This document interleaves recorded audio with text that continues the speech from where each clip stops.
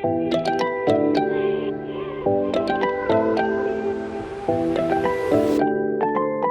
everybody, Joe Brady here, and I've got a short video on a new tool in Photoshop. This is the latest update. It's now called Photoshop 2024. And what it is something that you'll find very useful when you need to take a piece of an image, or maybe an image that was shot a while ago and is low resolution and you want to make it bigger. Rather than just up-resing it, there's something new. And we're starting the day with a kitty cat. What could be more friendly than a kitty cat? So let me get the kitty cat in the center here. Okay, here's our kitty cat. Now this was shot, let's take a look at the file info on this one. This was shot a while ago. Here we go. This was shot on a Canon D30. And the Canon D30, here's the image size. The resolution of the Canon D30 back in 2001, I think this was shot, was 3¼ megapixels. And that was a lot back then. That was a big deal.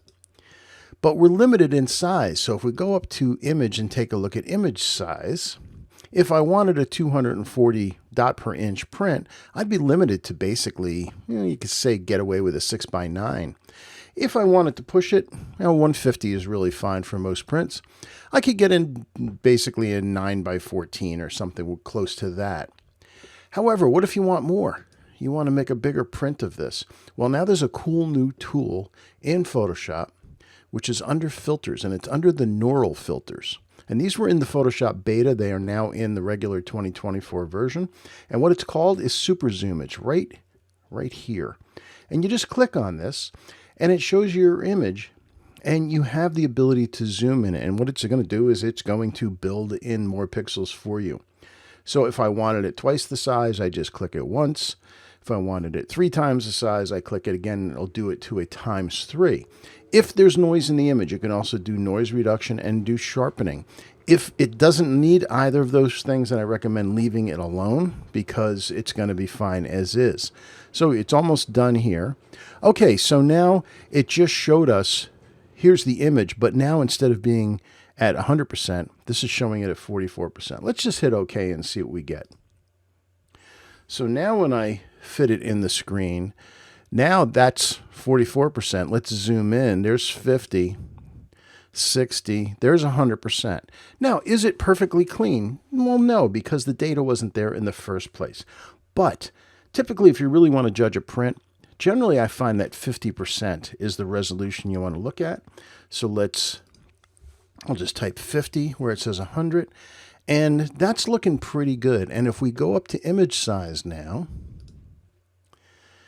you can see, well, geez, at 300 DPI, you've got a 14:20. Let's break this link here. Let's change this to 240. And you've got an 18:25. If you go down to 150, you've got a 27:40 inch print out of this with no trouble from our little old 3¼ megapixel camera from way back when.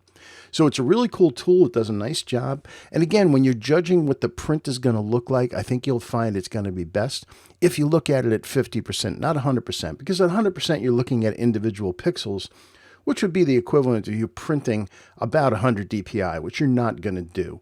50% gives you a better look about what the final print's going to look like. Now, if I hit Command-0, it'll fit the whole thing into the screen. And that's pretty good. We really, considering way back when, we'll go into there. Now, could we sharpen this more? Let's try it. I'm going to make a copy. Command-J to make a virtual copy. Let's take a look and see if sharpening will help this. So I go up to Filter, Sharpen. Let's try Smart Sharpen.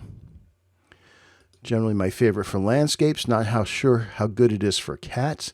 Now, I've got a big number here. Notice it says 280%, but the radius is under 1 pixel, and that keeps any halos from happening. Now, if you click on in here and drag around, when you let go, you'll see the sharpening effect, and it's actually fairly minor. Let's bring up the radius and see if that sharpens it more. It did. It did at the expense of some noise, however. Can you see the noise coming in? So, you know what? What you have to do is that's a call you have to make. Honestly, I don't think it really needed sharpening because if you look at this again at 50%, let me just zoom out on this until we hit 50. I think that would actually make a pretty nice print. We'll just go look at it full screen. And when you consider that this was, 22 years ago with a 3¼ megapixel digital camera, not too shabby for our little tabby. Oh, I couldn't let that go. So anyway, that's an introduction to Photoshop's new Neural Super Zoom. There's a lot of cool stuff in there, including photo restoration and skin blemish removal. Explore it and take a look, and we'll be back some more when we find something that's good. By the way, when you have a super zoom image that you're going to use and you see Sharpen as an option, it's not going to sharpen something that's out of focus. So keep that in mind. It's not going to bring back out of focus images, but when you have an image that's got sharp focus, you can enlarge it quite a bit and still have it hold up pretty well. So that's our short tip for today. Thanks for watching me. I wish you a great day, and I'll see you online again soon. Bye-bye.